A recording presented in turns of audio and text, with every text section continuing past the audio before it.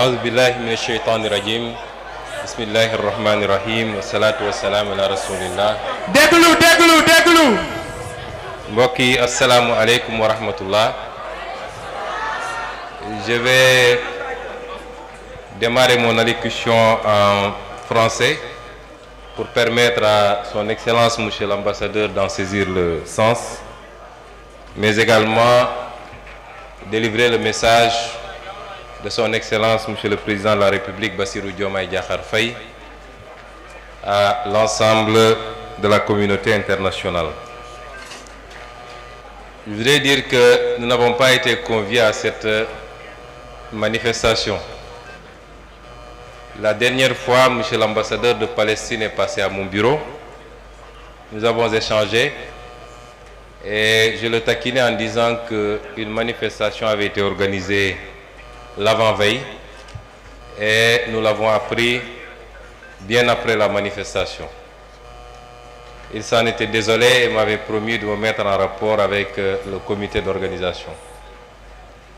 Et c'est hier soir seulement que j'ai vu les annonces de la tenue de cette manifestation. Et ce matin, j'ai appelé son Excellence, Monsieur le Président de la République, pour lui annoncer mon intention, même si je n'ai pas reçu d'invitation officielle, mais ce n'est pas une critique, rassurez-vous. En tout cas, mon intention d'être présent à cette manifestation. Le Président de la République m'a répondu dans ces termes. Il m'a dit qu'il faut impérativement que vous nous y représentiez et que notre statut de président du comité pour la défense des droits inaliénables du peuple palestinien ne doit pas se limiter seulement à des déclarations, mais doit se manifester également par des actions et une présence sur le terrain. Et donc je suis ici sur instruction de Monsieur le Président de la République. Je voulais dire qu'on a suffisamment rappelé la position du Sénégal sur cette injustice que subit le peuple palestinien depuis les années 40. Le Sénégal a porté énormément d'initiatives. Je rappelle qu'en 1971, le président Léopold Sédar Senghor était à la tête d'une délégation composée du président Mobutu du Zaïre, du président Ahidjo du Cameroun et du président Goen du Nigeria. Immédiatement après la guerre des 6 jours, où toutes les initiatives de négociation avaient échoué, le président Senghor avait conduit une délégation qui s'est rendue en Israël, au Palestine, avait discuté avec feu le président Yasser Arafat et la première ministre de l'époque, Golda Meir, laquelle initiative avait abouti presque à un accord sur le Golan, sur le Sinaï et sur la Cisjordanie. Il a été convenu que l'ambassadeur d'Israël allait, lors d'une allocution sur la tribune des Nations Unies, présenter cette solution africaine à l'initiative du Sénégal qui devait consacrer la paix définitive. Malheureusement, c'est 30 minutes avant cette allocution que l'ambassadeur d'Israël avait reçu un coup de fil de Golda Meir lui intimant l'ordre de renoncer à annoncer cette solution. C'est dire que la fourberie dont Israël a toujours fait preuve dans la gestion de ce dossier ne date pas d'aujourd'hui. Le Sénégal a continué et c'est ce qui a justifié en 1975, lors de la création de ce comité, que toutes les initiatives aient concouru à désigner le Sénégal comme président de ce comité, laquelle présidence est assurée par notre pays jusqu'au moment où je parle sous la direction du président Bassirou Diomaye Diakhar Faye. Beaucoup d'initiatives ont été prises par le Sénégal et par tous les régimes successifs, jusqu'à la dernière qui avait abouti au vote d'une résolution en 2016, un des intervenants l'a rappelé, qui avait condamné Israël par rapport à l'extension de ses colonies sur les terres palestiniennes. Et donc, si aujourd'hui, le régime nouveau, sous la direction du président Diomaye Faye, décide de continuer cette œuvre, il ne fait que respecter une tradition. Mais ce qui sera nouveau, c'est que nous avons décidé d'aller au-delà des déclarations, des initiatives au niveau des Nations Unies, mais d'être très présents à côté de nos frères palestiniens pour mener ensemble ce combat. Monsieur l'ambassadeur, je vous disais dans mon bureau que je ne regarde plus les télévisions internationales parce que les images qui sont diffusées sur la Palestine me sont insupportables. Tout le peuple sénégalais, et j'allais dire toute l'Afrique, parce qu'il faut reconnaître que l'Afrique a toujours été au premier plan de ce combat. Aujourd'hui, à ma connaissance, il n'y a que 2 États africains, le Cameroun, je crois, et l'Érythrée, qui n'ont pas reconnu officiellement l'État de Palestine. Tous les autres États ont reconnu l'État de Palestine, ont été parmi les premiers à l'avoir reconnu. Nous sommes ici dans le cadre d'une manifestation de soutien au peuple palestinien. Et ce qui semble le plus visible, c'est que c'est l'aspect religieux.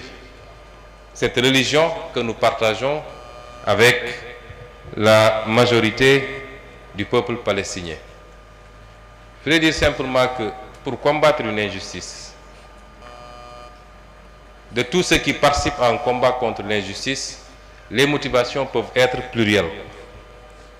La motivation religieuse en est une, et ce qui semble être prégnant ici, dans cette assemblée. Mais on peut participer à un combat contre l'injustice pour d'autres raisons. Parce que simplement, on ne supporte pas l'injustice, indépendamment de ses croyances et de ses convictions. On peut y participer pour des raisons ethniques, des raisons familiales. On peut y participer pour des raisons géographiques. Mais on peut y participer simplement par humanisme. Et l'aspect religieux ne peut pas être enlevé, en tout cas ne peut pas être dénié.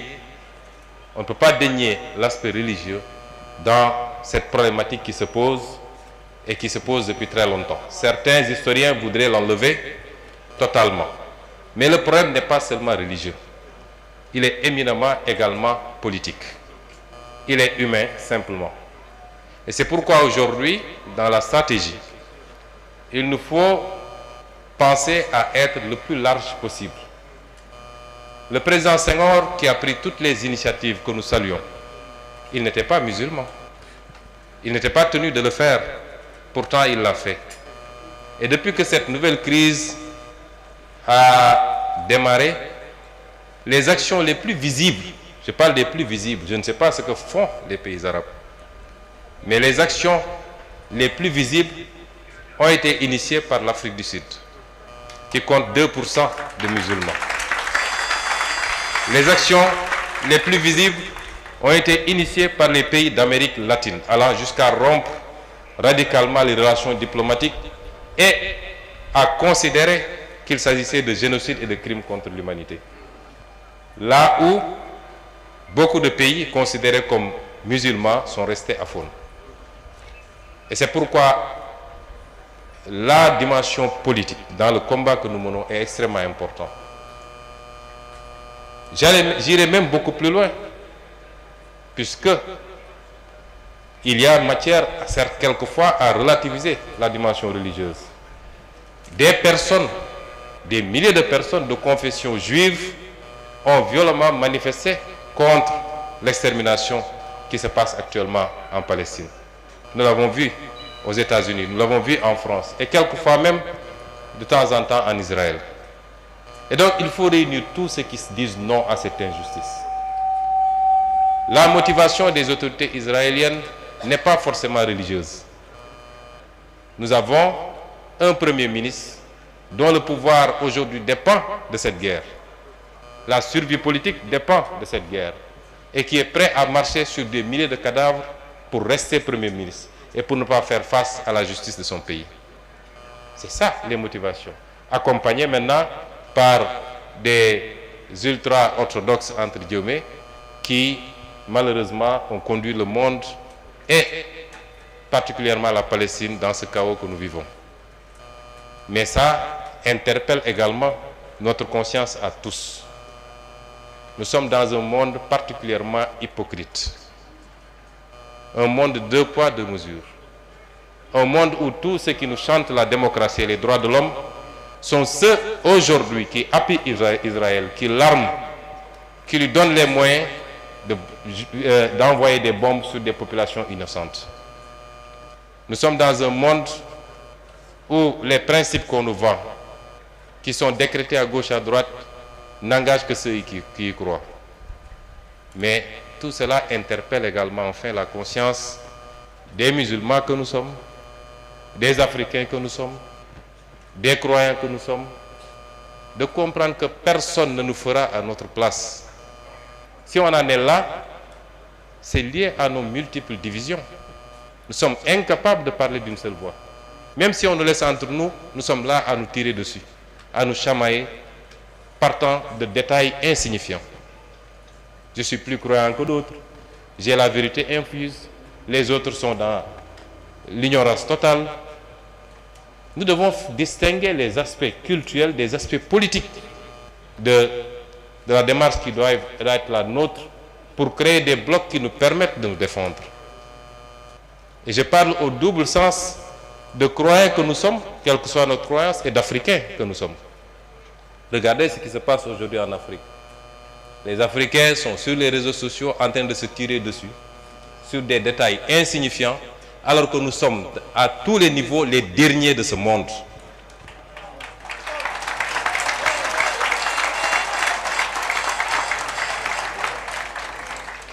Et pour les croyants, c'est la même chose.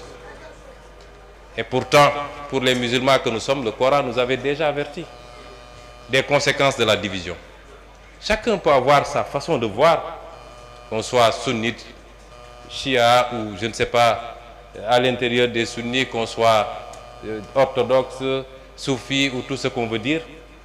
Mais politiquement, nous devons transcender ces questions-là si nous voulons compter dans le monde, si nous voulons faire face, si nous voulons exister, en tant que croyants, mais en tant qu'Africains également. Je parle dans les deux directions.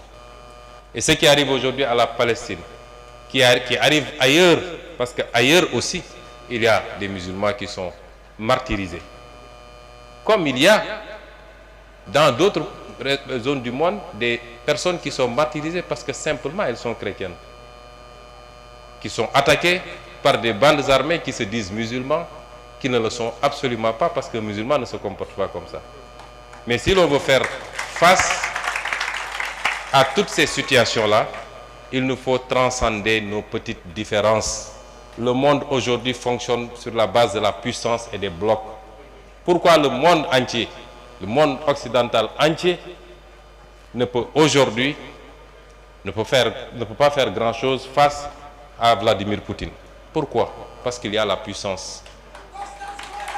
Pourquoi on ne le ferait pas par rapport ou vis-à-vis de la Chine? Parce qu'il y a la puissance. Nous ne pouvons pas être ce que nous sommes. Et quand on a les moyens d'aller vers la puissance, quelqu'un a parlé tout à l'heure,